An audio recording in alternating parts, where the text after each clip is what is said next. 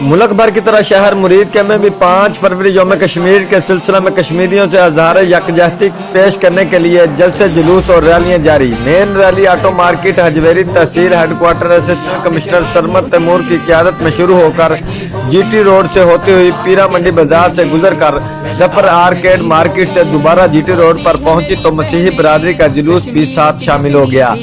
عیسائی برادری کی ایک بڑی تعداد نے کشمیری بھائیوں سے ہمدردی کا اظہار کیا۔ ملکہ والا بازار کے سامنے سے جماعت الدعوت کے ساتھی ریلی لے کر مرکزی ریلی میں شامل ہو گئے اور ریلی نارووال چوک جا کر اختتام پذیر ہوئی۔ کشمیر بنے گا پاکستان، بھارت کی بربادی تک، کشمیر کی آزادی تک کے فلک شگاف نعروں سے شہر مرید کی فضا گونجتی رہی۔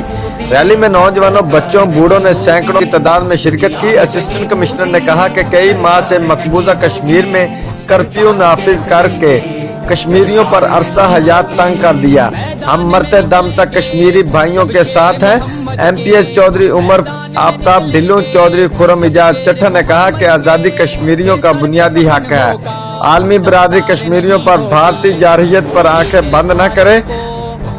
آخر میں بلدیہ ہال میں اسسٹنٹ کمشنر نے ایم پی ایس چودھری خرم اجاز چٹھا اور چودھری عمر آفتاب ڈھلوں کے ہمراہ کشمیری پرچم اور پاکستانی پرچم کی پرچم کشائی کی۔